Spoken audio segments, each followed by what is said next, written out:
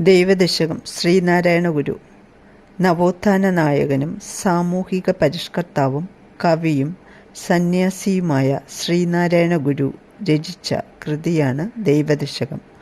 അദ്വൈത ദർശനങ്ങൾ മാർഗദീപമാക്കിയ ഈ കൃതി ഇന്ന് കേരളത്തിൽ ഏറ്റവും കൂടുതൽ ആളുകൾ സമൂഹ പ്രാർത്ഥനയ്ക്കായി ഉപയോഗിക്കുന്നു.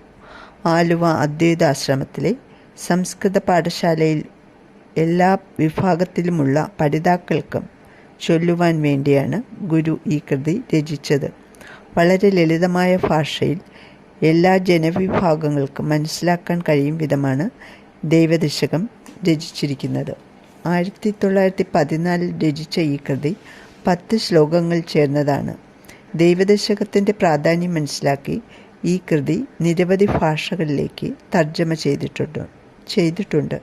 അനുഷ്ഠുപ വൃത്തത്തിലാണ് ഈ കൃതി രചിച്ചിരിക്കുന്നത്. വിശ്വപ്രാർത്ഥനയുടെ തലത്തിലേക്ക് ഉയർത്തപ്പെട്ട ഒരു കൃതി കൂടിയാണ് ദൈവദശകം. ദൈവമേ എന്ന പ്രാർത്ഥനയോടുകൂടിയാണ് ദൈവദശകം ആരംഭിക്കുന്നത്. ദൈവമേ കാത്തുകൊള്ളുകങ്ങ് കൈവിടാതിങ്ങു ഞങ്ങളെ, നാവികൻ നീ ഭവാബ്ദിക്കോ രാവിവൻ തോണി നിൻ പദം.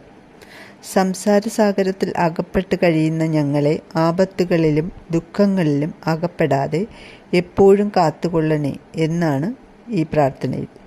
എന്നെ കാത്തുകൊള്ളണേ എന്നല്ല, ഞങ്ങളെ കാത്തുകൊള്ളണേ എന്നാണ് പ്രാർത്ഥിക്കുന്നത്. ജീവിത ദുരിതങ്ങളിൽ പെട്ട് ഉഴറുന്ന മനുഷ്യനെ മറുകരയിലെത്തിക്കുന്ന നാവികനാണ് ഈശ്വരൻ. ദൈവവിചാരം നമ്മുടെ മനസ്സിൽ എപ്പോഴും ഉണ്ടാകണമെന്നും ഞങ്ങളെ അനുഗ്രഹിക്കണമെന്ന പ്രാർത്ഥനയാണ് നിന്നിടും ദൃക്ക് പോലുള്ള നിന്നിൽ അസ്പന്ദമാകണം എന്ന ശ്ലോകത്തിൽ പറയുന്നത്. ദൈവചിന്ത മനസ്സിൽ നിന്നും വിട്ടുമാറാതെ സദാസമയവും ഉറച്ചു നിൽക്കണമെന്നും പ്രാർത്ഥിക്കുന്നു. ആഹാരവും വസ്ത്രവും മുടങ്ങാതെ നൽകി ഞങ്ങളെ രക്ഷിക്കുകയും ധന്യരാക്കുകയും ചെയ്യുന്ന ഭഗവാൻ മാത്രമാണ് ഞങ്ങൾക്ക് രക്ഷകനായിട്ടുള്ളത്. ആഴി, തിര, കാറ്റ്, ആഴം എന്നീ കൽപ്പനകളിലൂടെ പ്രപഞ്ചത്തിൻ്റെ അഗാധ തലങ്ങളിലേക്ക് ഈ പ്രാർത്ഥന നയിക്കുന്നു. എല്ലാ ചരാചരങ്ങളെയും സൃഷ്ടിക്കുന്നതും സൃഷ്ടാവും ഭഗവാൻ തന്നെയാണെന്ന് പറയുന്നു.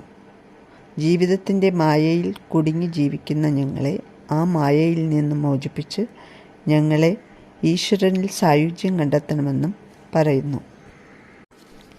സത്യവും ജ്ഞാനവും ആനന്ദവും വർത്തമാനവും ഭൂതകാലവും ഭാവികാലവും ദൈവമേ അങ്ങ് തന്നെയാണ്, ഭഗവാൻ തന്നെയാണ് എല്ലാം എന്ന് ഈ കൃതിയിലൂടെ ഗുരു പറയുന്നു. സർവ്വതിലും വ്യാപിച്ചിരിക്കുന്ന ഈശ്വരനെ ഞങ്ങൾ എപ്പോഴും വാഴ്ത്തുന്നു. ദുഃഖസാഗരത്തിൽ അകപ്പെട്ട് കഴിയുന്ന മനുഷ്യനെ രക്ഷിക്കുന്നവനാണ് ഈശ്വരൻ. ഭഗവാൻ എപ്പോഴും ജയിക്കുക. ദൈവത്തിൻ്റെ തേജസ്സാർന്ന ആഴിയിൽ സർവരും സുഖമായി വാഴണം എന്ന് ദൈവത്തോട് പ്രാർത്ഥിക്കുന്നു ഈ കൃതിയിൽ.